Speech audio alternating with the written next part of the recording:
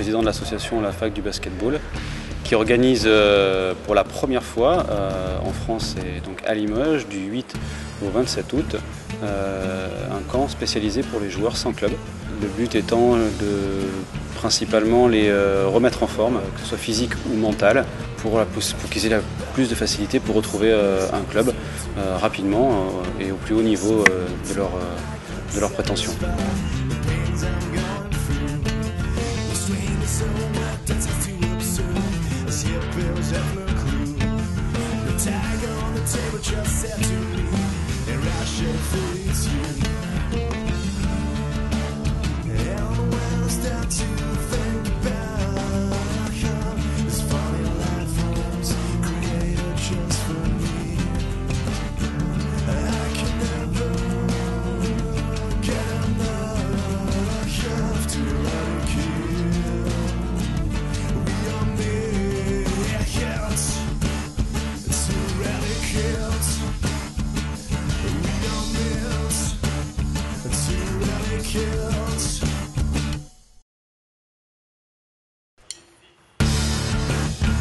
La Fac du Basketball est une association loi 1901 qui a pour but d'aider les joueurs et coachs à la recherche d'un club.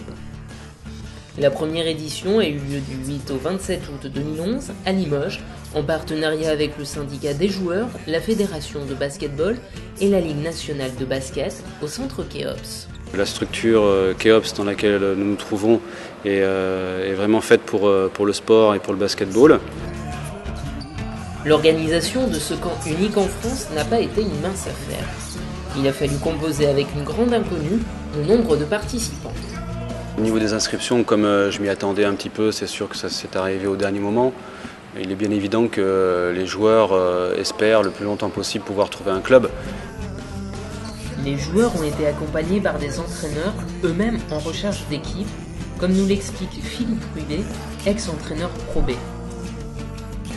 Ok, on essaye de se caler, après on va donner les consignes du jour à coup. Je suis venu à la fac tout simplement parce que quand on reste 1 an et demi sur le carreau, à un moment donné, il faut avoir un petit peu d'exposition, il faut que votre nom y revienne un peu au nez des gens du milieu, notamment des présidents, pour pouvoir trouver un job derrière. Et puis je suis venu également parce que c'est une formule qui me paraît très intéressante, que ce soit pour les entraîneurs, tant que pour les joueurs. On est là pour se préparer à une éventualité, pour les joueurs, que ce soit sur le plan physique, technique, reprendre comme une équipe. Donc on rencontre des gens de différents horizons, différents niveaux, des coachs de Pro A, donc de très très haut niveau, qu'on n'a pas l'habitude de rencontrer en National 1 ou National 2, qui nous apportent sur un plan basket, mais aussi, comme je le dis, humain et extra basket, des préparateurs physiques pareil au top. Ça nous permet quoi? Ça nous permet de rester en forme, d'avoir un petit peu de compétition pendant l'été. Donc s'entraîner chacun de son côté, c'est dur, même si on s'entraîne avec des pros ou des joueurs de haut niveau. Donc là on se retrouve vraiment dans un cadre où on a 2 gymnases, muscu, sauna, on peut profiter de tout ça. On s'entraîne tous les jours, on prend des contacts, on garde un rythme physique comme si on avait un autre club. Et on est prêt à toute éventualité pour trouver des essais ou un autre club, quoi. On sait bien qu'aujourd'hui, avec l'arrivée massive des étrangers, il y a de moins en moins de travail pour les joueurs français, et notamment pour les jeunes joueurs français. Et il y a, depuis des années, beaucoup de gens au chômage.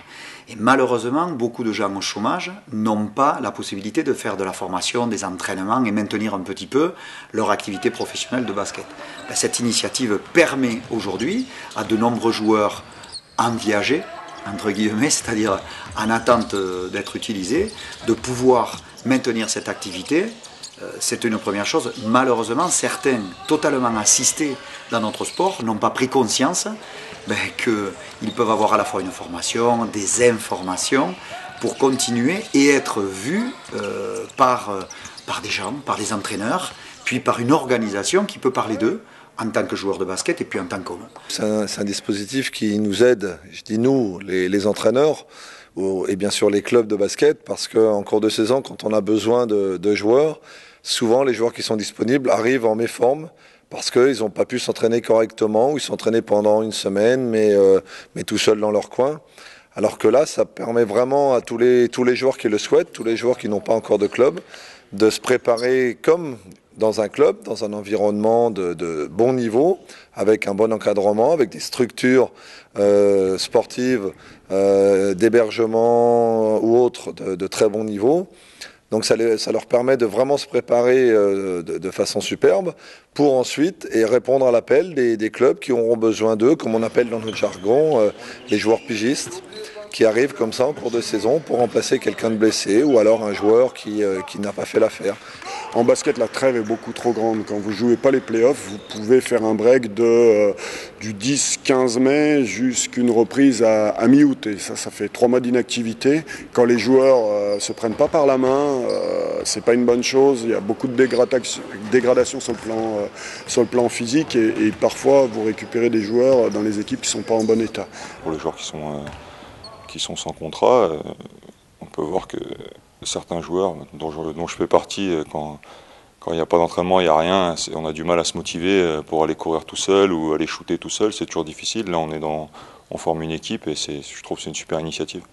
Ah oui, c'est utile à mon avis pour tous les joueurs, pour tous les postes, pour tous les niveaux. L'été c'est la période la plus difficile, la plupart des joueurs malheureusement ne font pas grand chose, il en reste une petite partie qui font. Là, pour la plupart des joueurs, c'est la reprise, donc ils ont chacun une équipe. Nous, on est obligés de venir ici pour continuer à s'entraîner. Je l'ai assez subi en étant entraîneur, avoir donc des joueurs qui arrivaient en méforme, que finalement, souvent, on ne les gardait pas. Donc là, si ces joueurs-là peuvent arriver en forme, et c'est ce qui se passera à l'issue de ce camp de 3 semaines, ils seront en forme physique. Moi, c'est exactement ce qu'il me fallait. On a pu travailler physiquement et retoucher un peu le ballon. Moi, ça faisait 3 mois que j'étais blessé à cause d'une rupture d'aponévrose plantaire. Et donc pour moi, ce qu'on a fait depuis 4 jours, c'était parfait. On a fait une bonne mise en train. On s'y remet vite, parce qu'il y a l'envie. Ces 3 semaines n'ont pas été de tout repos. Les entraîneurs et les joueurs ont travaillé dur. On suit quelque part le modèle un petit peu d'une préparation d'une équipe professionnelle à son championnat. Moi, je m'occupe de la partie basket en relation avec Franck Réginal, le préparateur physique. Moi, je suis ici pour prendre en charge toute la partie préparation physique, surtout dans la cohérence entre les actions sportives et physiques à travers les 2 autres préparateurs physiques qui nous aident, Grégory et le petit Cédric. En amont, on a fait une première planification de travail en ciblant les séances, quel jour on faisait des séances plus physiques, moins physiques avec le basket. On a transmis tout ça à Grégory qui lui est plus sur la prise en charge individuelle des joueurs. Et puis on a ensuite fait un condensé de ces trois planifications pour en déterminer une classique. Et ça se compose de la façon suivante. On a 2 ou 3 séances par jour. Il y a toujours une partie un peu de travail physique qui est plus ou moins élaborée en fonction de la demande et de l'objectif surtout.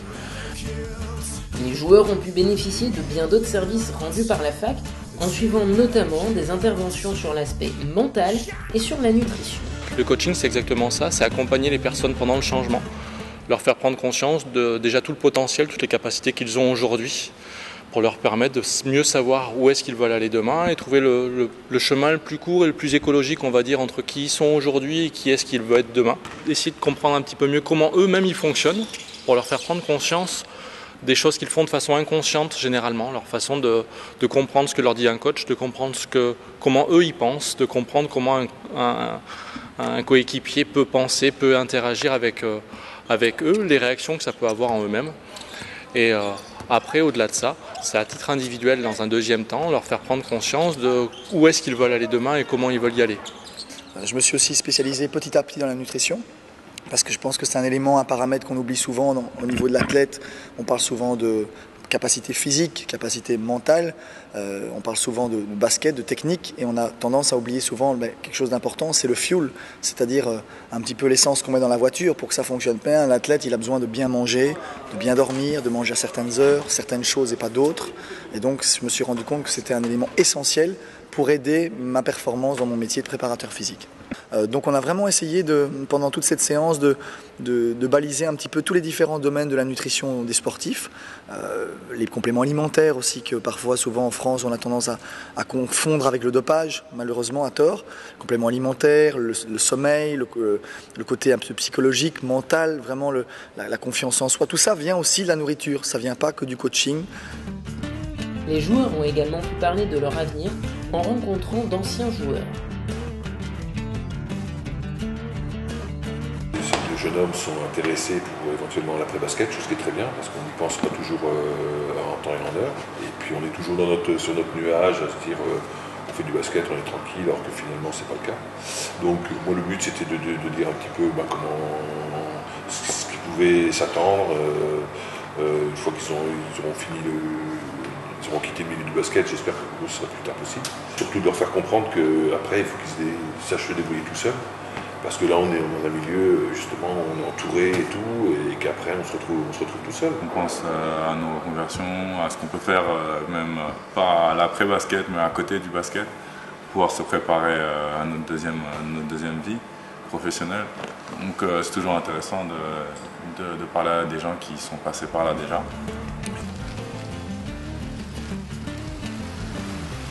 Les joueurs ont bénéficié d'un suivi médical pendant tout leur séjour.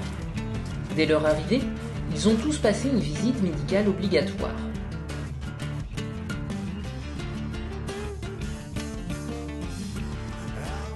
Un kiné est à leur disposition durant ces 3 semaines de stage.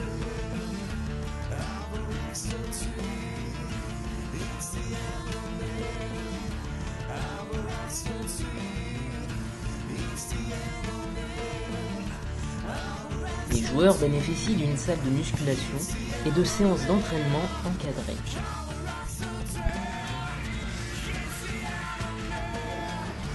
La fac de basketball a permis également de parfaire l'entraînement des joueurs avec 5 rencontres qui ont été organisées avec les équipes de La Rochelle, Bordeaux et Clermont-Ferrand. L'équipe de la fac a gagné 3 des 5 rencontres organisées. Ça, Toto Ouattara! Toto Ouattara! Ah, il veut me mettre la douleur là! Let's go!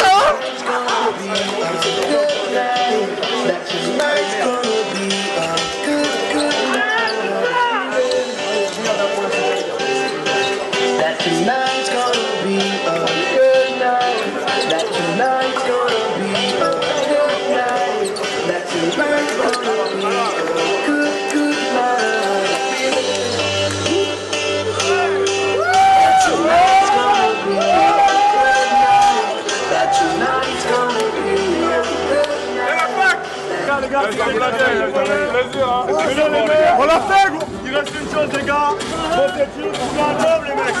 Ok? Juste un seul mot pour moi. J'ai eu beaucoup de fierté à travailler avec vous tous. J'ai perdu un peu ma voix, mais c'est normal, c'est la pré-saison. Donc félicitations à vous tous et surtout 2 choses. Mon numéro, il est disponible pour vous tous, d'accord, pour vos agents, pour les contacts, les futurs coachs qui vont vous appeler ou quoi. Ils peuvent me téléphoner, vous pouvez m'appeler à n'importe quel moment, c'est pas un problème. Ceux qui n'ont pas mon numéro, Franck là, il communiquera à tout le monde, d'accord. Et la deuxième chose, ok, je vous souhaite bonne chance. Merci beaucoup. L'enrichissement que l'on a pu avoir au travers de cette rencontre, c'est que nos gars ont vu aussi qu'il y a des gens qui sont sans emploi et qui en cherchent. Et nous, ce qu'on a eu face à nous, c'était des mecs qui étaient morts de faim. Morts de faim parce qu'ils n'ont pas d'emploi. Et il faut malheureusement attendre d'être dans cette situation pour réagir, pour montrer qu'on a envie de trouver du job. Moi, en ce qui me concerne, il y a un gars qui est venu me voir et me demander s'il pouvait s'entraîner avec Bordeaux. Et s'il pouvait y en avoir 3 ou 4, nous, on serait heureux. Parce qu'en ce qui me concerne, il n'y a aucun problème d'entraîner une équipe à 15 à 16.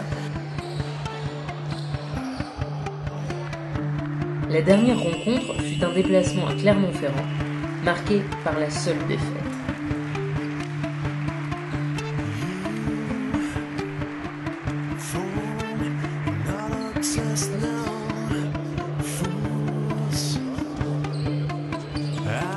C'est pas ce match-là qui résume les 3 semaines, qui résume la semaine, etc. quoi. Vous a déjà accompli de belles choses.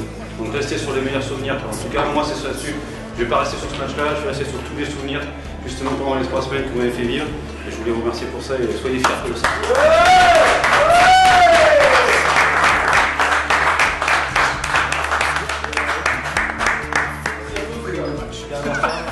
Apprends, les gars.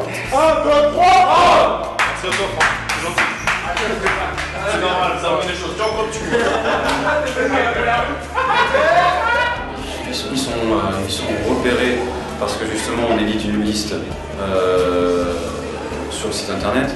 Donc il y a notre numéro de téléphone, ils nous contactent les coachs pour justement avoir des opinions sur ces joueurs-là. Et donc c'est comme c'est pareil que ça commence.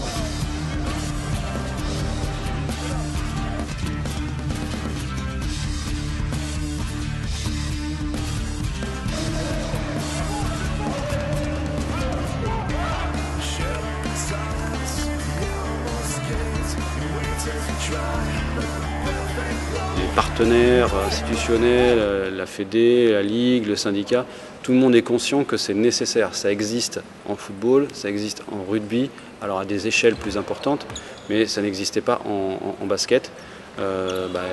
Voilà, on va s'attacher en tout cas à ce que ça dure le plus longtemps possible.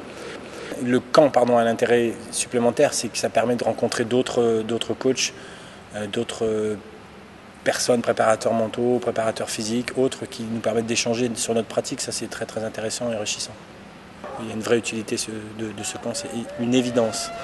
Quand on voit le nombre de joueurs qui sont sans contrat et qui se trouvent à droite, à gauche en essayant de se préparer, effectivement, ils auront compris que c'est quand même plus facile quand on a des structures et des professionnels à disposition d'être prêts pour engager une saison alors qu'on n'y était pas préparé au départ.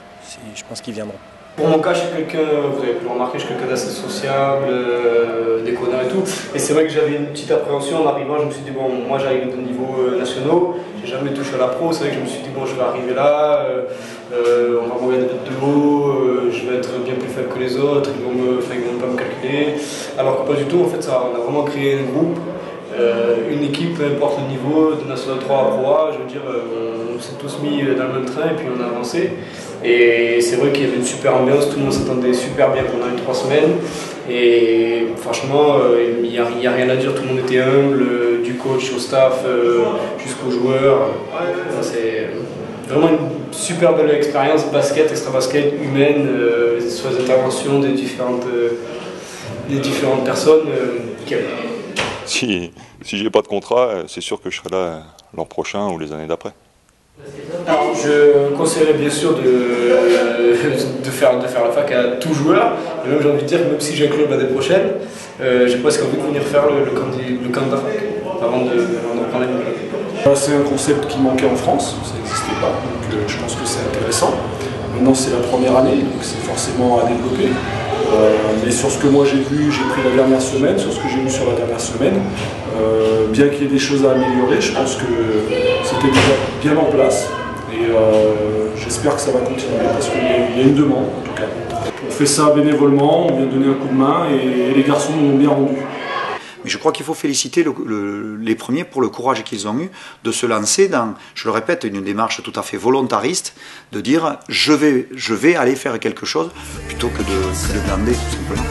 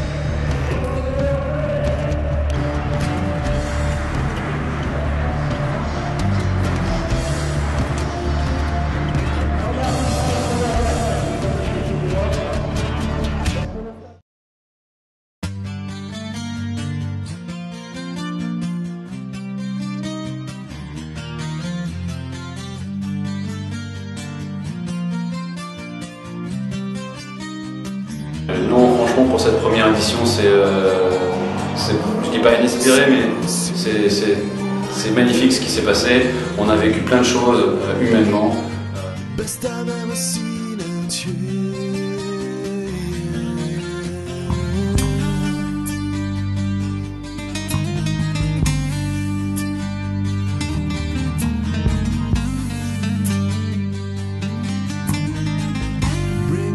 Écoutez, je suis très fier de cette équipe qui s'est de toute manière battue sur chaque instant, d'abord sur tous les matchs.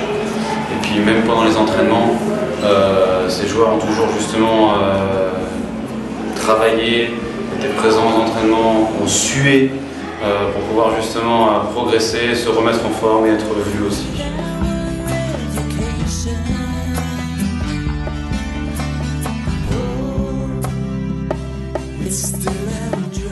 Ce que je souhaite, c'est que la fac n'ait plus du tout de travail.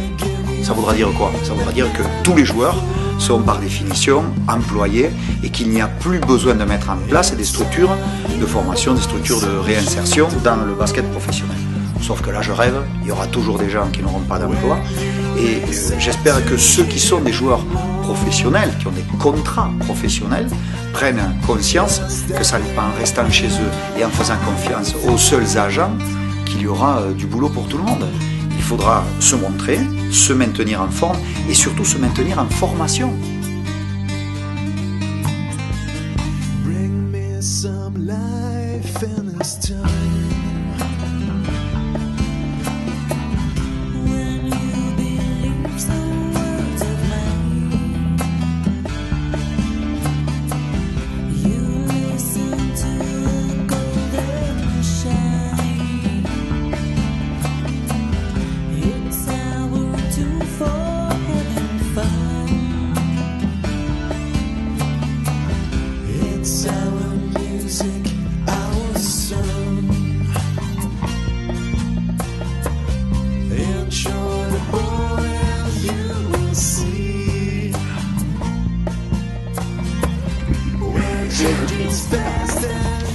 Ok, je vais faire mon petit geste alors.